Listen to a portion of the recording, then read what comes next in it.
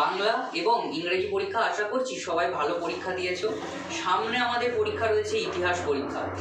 তার মাঝে দুদিন আমরা ছুটি পেয়েছি। চলো জেনে নেওয়া যাক এই দুদিনের মধ্যে আমরা কোন প্রশ্নগুলো একটু ভালোভাবে করে রাখবো, একটু ভালোভাবে দেখে রাখবো। চলো, প্রথম প্রশ্ন হচ্ছে, শিক্ষা বিস্তারে প্রাচ্যবাদী ও পাশ্চাত্যবাদী বিতর্ক কি? উচ্চশিক্ষা বিস্তারে কলকাতা বিশ্ববিদ্যালয়ের ভূমিকা আলোচনা করো। প্রশ্নটা কিন্তু হেভি গুরুত্বপূর্ণ আছে, করে রাখবে, একবার দেখে রাখবে, ঠিক আছে? আশা করছি এই প্রশ্নটা অনেকেরই হয়ে রয়েছে।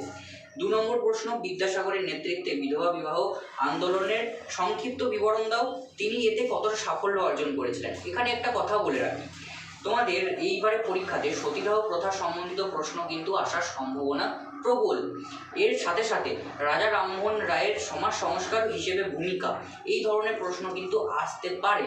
তো একটু দেখে রাখবে এই প্রশ্নগুলো, ঠিক আছে? তারপর চলো 3 নম্বর প্রশ্ন, 1857 সালে মহাবিদ্যালয়ের প্রকৃতি চরিত্র বিশ্লেষণ করো। ধরা গেল খুব ঘুরিয়ে প্রশ্ন দিয়েছে, খুব কঠিন প্রশ্ন দিয়েছে। প্রশ্নটা এভাবে ঘুরিয়েও হয়তো দিতে পারে যে বাঙালি বুদ্ধিজীবী সমাজের মনোবৃত্তি কেমন ছিল মহাবিদ্যালয় সম্বন্ধে, ঠিক আছে? তো এভাবেও কিন্তু ঘুরিয়ে ফিরে প্রশ্ন আসতে পারে।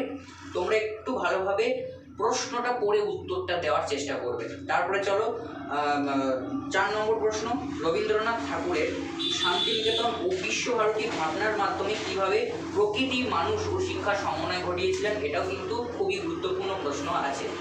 এরপর হালকা করে দেখে রাখবে 20 শতকের ভারতের কৃষক আন্দোলনের প্রসার সম্পর্কে আলোচনা করো। তারপর হালকা করে এই প্রশ্নটাও খানিক পড়ে রাখবে, 20 শতকের ভারতের উপনিবেশ বিরোধী আন্দোলনে বামপন্থীদের ভূমিকা আলোচনা করো। তারপর সমাজতন্ত্র প্রসারে সুভাষচন্দ্র বোসের অবদান আলোচনা করো। কংগ্রেস থেকে তাকে কেন বিতাড়িত হতে হয়েছিল সেটা আলোচনা করো। এরপর একটু দেখে রাখবে স্বাধীনতা আন্দোলনের পর্বে স্বাধীনতা আন্দোলন পর্বে ছাত্র সমাজের অংশগ্রহণ ব্যাখ্যা করো।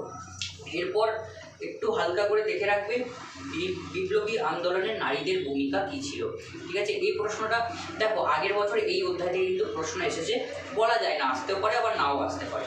আর লাস্ট প্রশ্ন 10 নম্বর প্রশ্ন, বাংলার নমশূদ্র আন্দোলনের উদ্ভব ও বিকাশ ব্যাখ্যা করো। আমার মনে হয় এটা 23 সালে এসেছে, যদি আসার সম্ভাবনা থাকে তাহলে এটা কিন্তু আসতে পারে। এবার তোমরা করে রাখতেই পারো। এবার এই যে 10টা প্রশ্ন আমি তোমাদের বললাম, এবার এই 10টা প্রশ্নের মধ্যে কি কমন থাকবে? ভাগ্য ভালো থাকলে কিন্তু বস পেয়ে যাবে। আর যদি খুব ঘুরিয়ে প্রশ্ন দেয় তাহলে আমি তোমাদের বললাম প্রশ্নটা আগে ভালো করে পড়ো, বোঝো কি বলতে চেয়েছে। দেখো ওই একই উত্তরই থাকবে, ঠিক আছে? ওই একই উত্তরই থাকবে, একটু অ্যানালাইসিস করো যে প্রশ্নটা কীভাবে দিয়েছে, কি বলতে চেয়েছে, তাহলে কিন্তু প্রশ্নটা পেরে যাবে।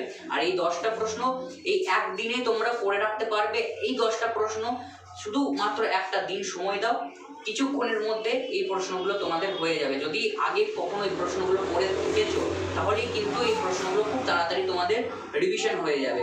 এই প্রশ্নগুলো 2-1বার দেখে রাখো, তাহলেই দেখবে পরীক্ষার হলে যদি এই প্রশ্নগুলো পড়ে যায় খুব ভালো। আর যদি ঘুরিয়ে প্রশ্ন আসে তাহলে তোমরা পড়তে পারবে।